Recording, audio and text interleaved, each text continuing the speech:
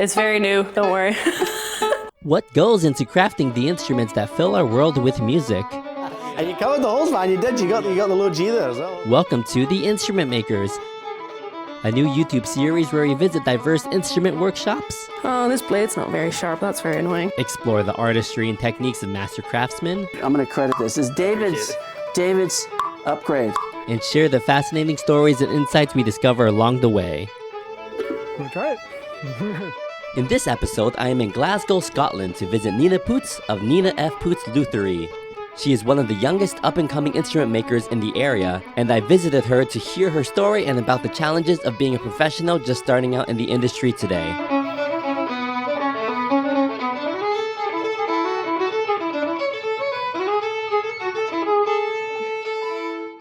Hello, Nina. Hi. Thank you so much for having me here in your workshop. You're very welcome. It's such a beautiful space that you have Thanks up here. very It's so much, yeah. bright.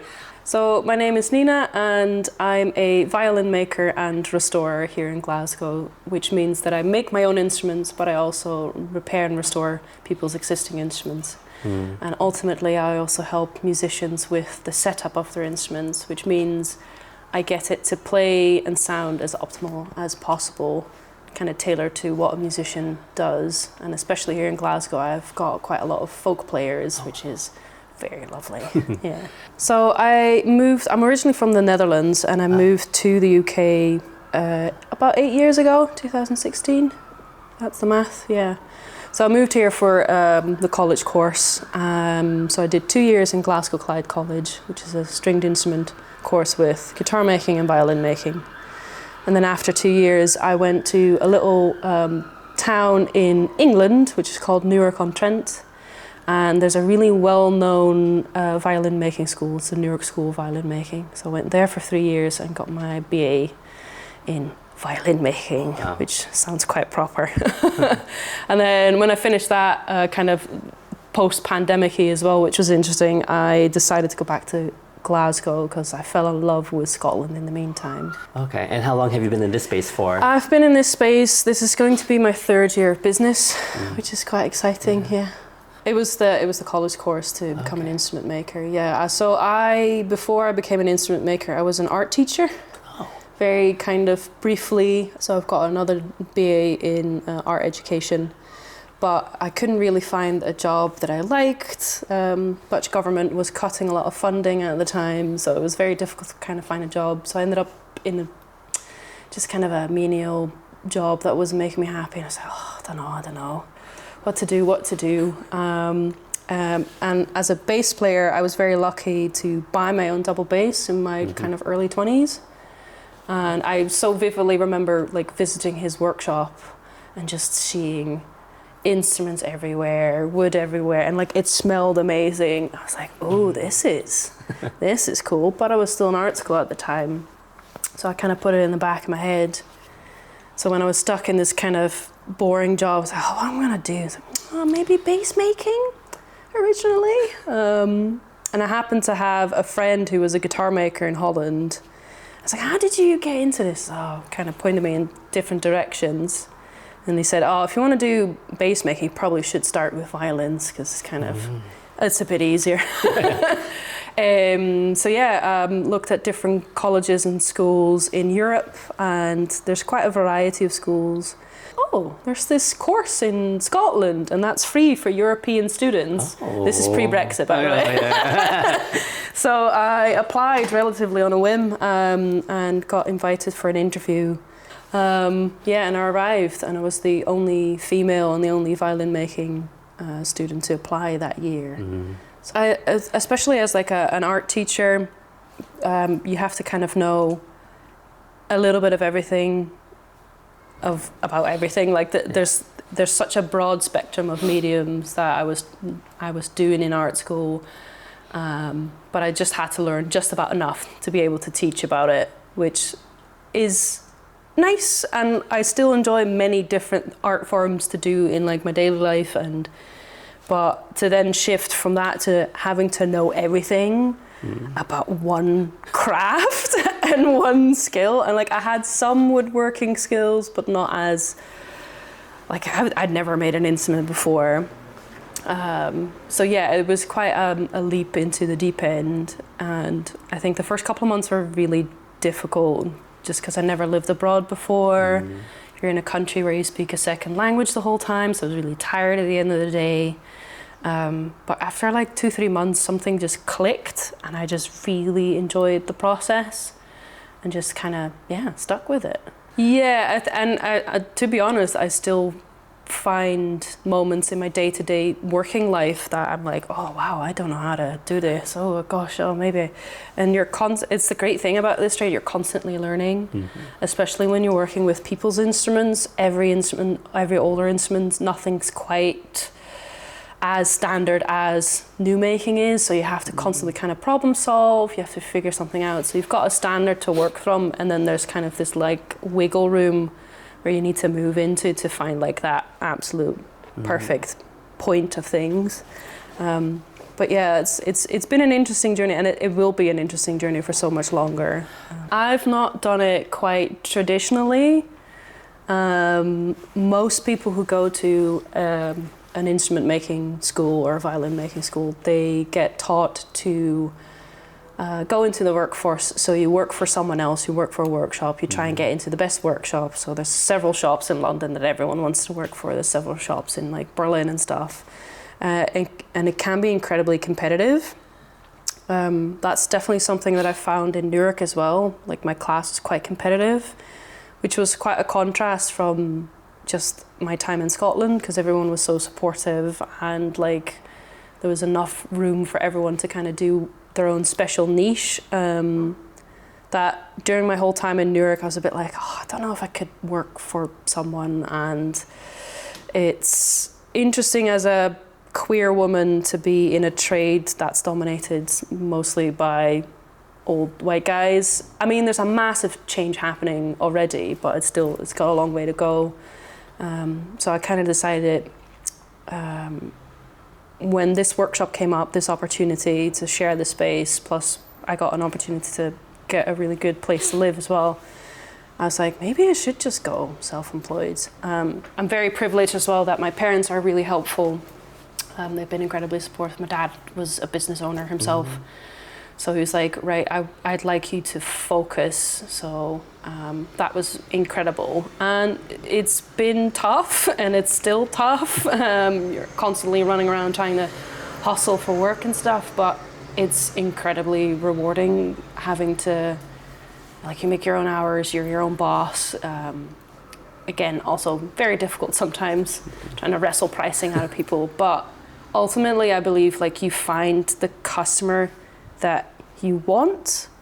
So I'm noticing that predominantly my clientele are women or queer folks, and it's like, yeah, I'd like to be that difference, as in not every violin maker has to be a scary man grunting at you about your instrument. I'd like to be a bit more open and a bit more transparent, and just like work with someone to see what they need and ultimately get the best out of it. But yeah, it's been a journey.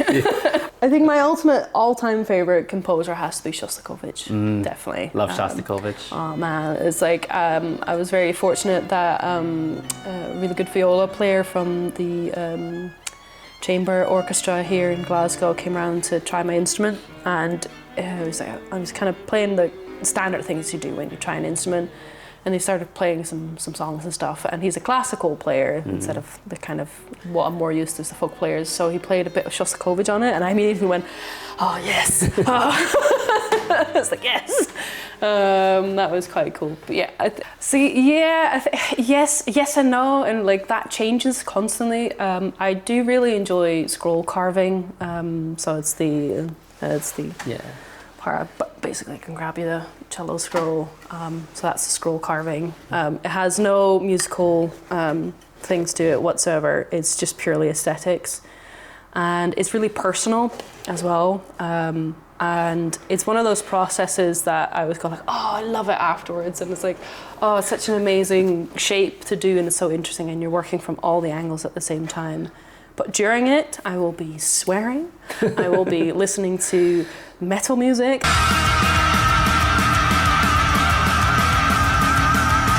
I will be crying. I will be ecstatic. The whole kind of gamut of emotions go through it. Can I see that stuff? Yeah, of course you can. During the whole process, I was like, oh, it's worthless. None of the sides are the same. It's not symmetrical. And then I put it away for a couple of weeks because I'm working on something else. And then always when I go back to it, I'm like, oh, that turned out all right. Me and my friend have like kind of did a agreement that if one of us comes to pass, the other one like gives all the tools to like a poor person, a poor student basically. Oh, this blade's not very sharp. That's very annoying. Whenever it's wooden tools that are incredibly sought after. Is this saw something that you had yourself, or was it? No, that's the workshop. Oh, that's very nice. I don't use it because I don't like it. I pretty much do everything as much as by hand as I can. Is that typical of violin makers, or depends? Yeah. Again, there's two ways of thinking about it. Some people do everything by hand, others machine as much as they can. I think when you advertise yourself as a handmade instrument maker, you should use at least 80% of your hands all the time. Okay. I also just enjoy the kind of having to slow down for stuff. Like it takes... People like that human touch. Yeah, and like you get to know the material. So again, some makers would clamp this down because then you get a more precise thing. But I'm a little bit like, you're a capable human being, you can hold something in the same place. Does it usually work out? Sometimes. Sometimes scrolls are just a bit squint, and that's also okay. As long as your neck's nice shaped. So what I'm doing here is I'm cutting the channel we'll have the purfling. So purfling isn't just decorative, it has a structural purpose that it reinforces your edge. So when an instrument gets dropped, usually the edge gets damaged, but the purfling, because it has multiple glue areas, acts as a really strong bond. So when it cracks, for example, in here, it doesn't go past the purfling. I mean, usually it kind of still does. But with this one, I'm quite carefully cutting the channel. Switch to a different knife. Okay.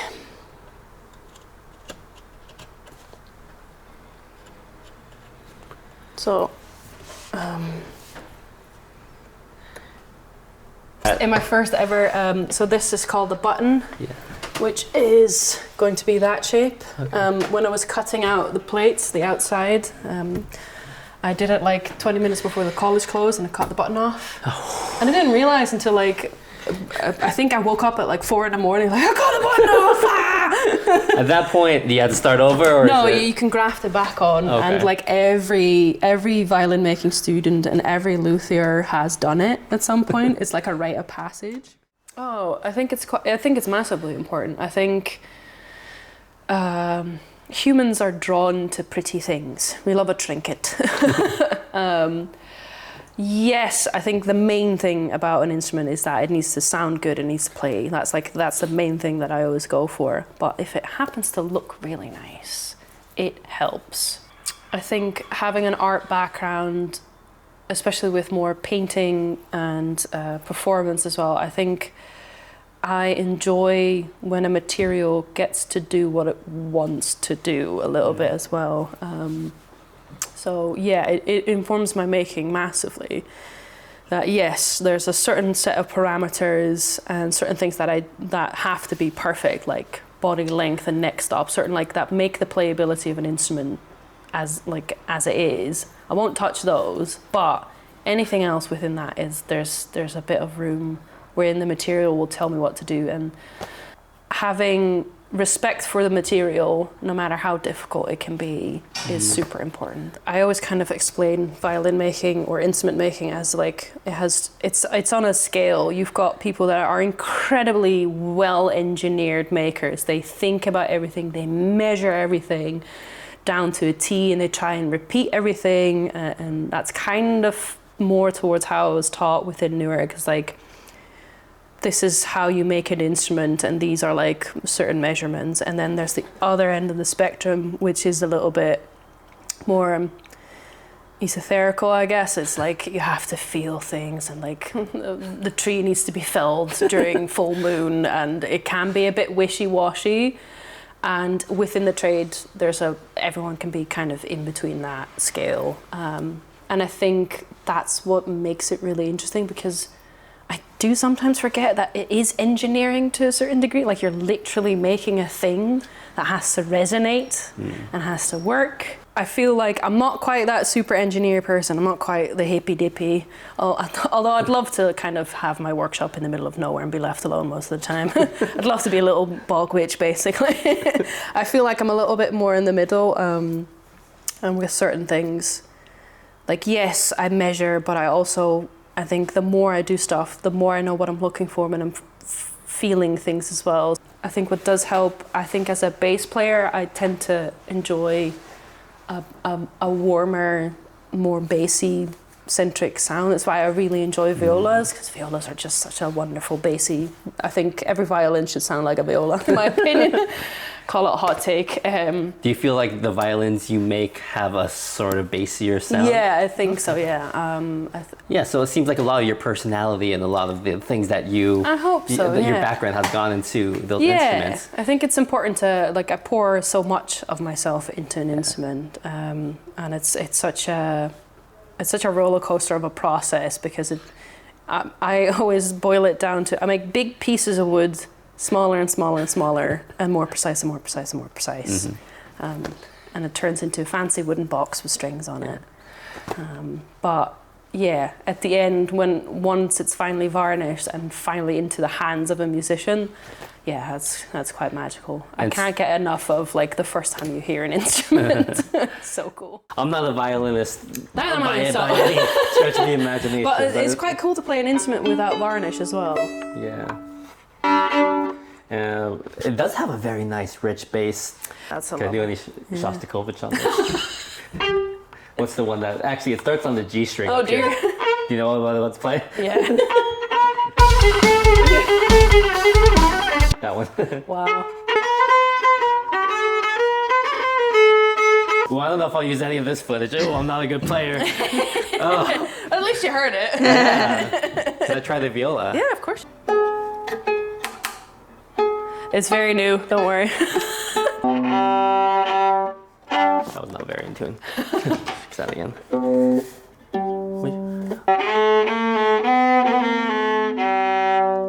I really like the G string on this one. Yeah. Would you be able to play some? I don't play viola, I'm afraid. So yeah, Okay. I think a really good compliment that I got. So I do outwork for a shop in Edinburgh, which means I go to their workshop and pick up things that are on backlog that they don't have time to work on, or it's not within an important price range, basically. And as the longer I've been doing it, they've been giving me all these lovely, weird English and particularly Scottish-made instruments. Scotland has an incredibly rich history in making, because it just gets dark really early in winter, so they didn't have anything to do, so they just made their own fiddles, and there's a huge music scene historically as well. And I love these weird instruments. Nothing of them, like, nothing makes sense. None of the measurements, and I always lovingly refer to Scottish making as sometimes it can be violin making by proxy, because they didn't get taught in Cremona. They heard about fiddles. They've seen John's fiddle down the pub. Yeah. Oh, I can do that, and it's just some guy historically a guy in a shed making some. And sometimes they look a bit rough, but 9 out of 10 times they sound great and they play great. So because I was so passionate about it, the shop in particular was like, oh, this is, so they keep giving me these funky instruments.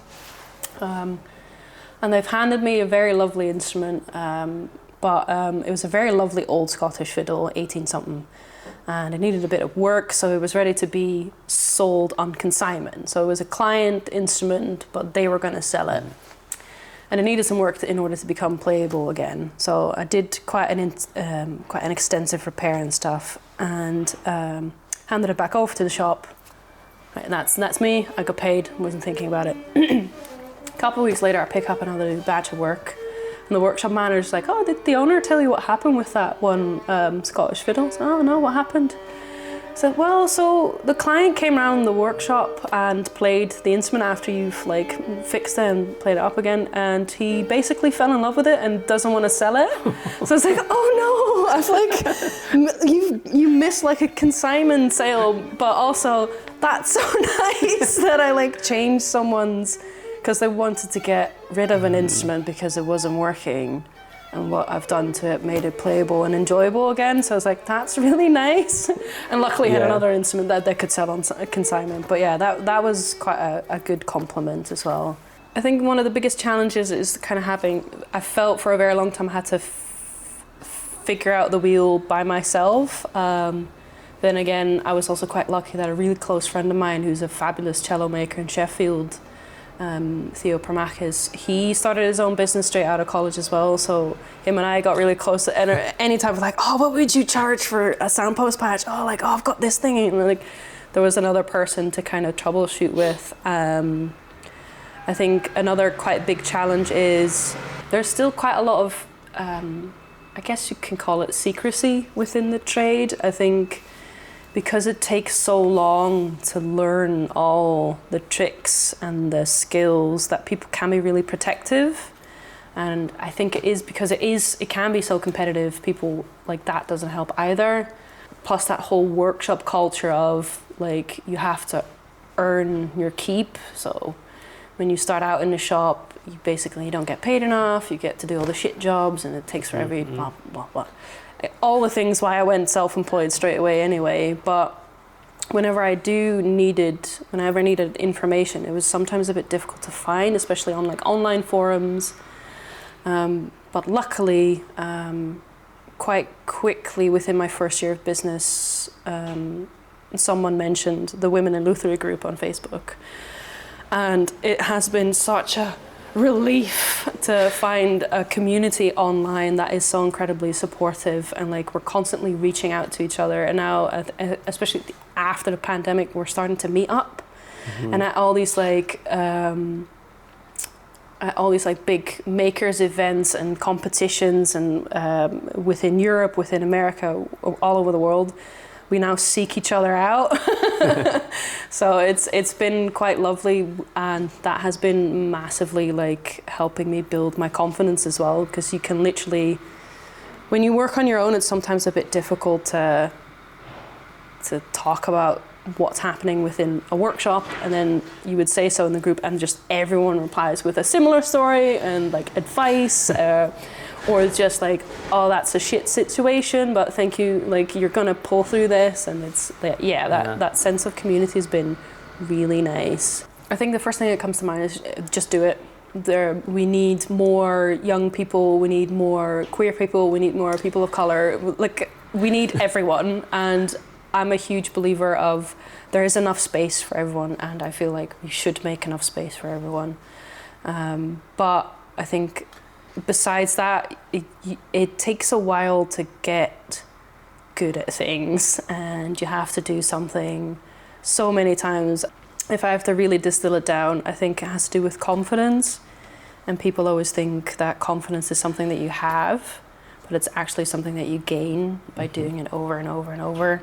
And every project is going to be different, and you can learn different things. And yeah, reach out to other people. I'm always as open as I can. I'm always trying to get people into it, because it's such a cool thing to do. Yeah. I just want to make stuff, and I just want to have beautiful things go out into the world, and like I just want instruments to be enjoyed as well. I don't make instruments to be sat on a wall and not being used. They're objects ultimately. So like a musician uses his instrument or her instrument for their work, and it's like it's so important to keep that alive.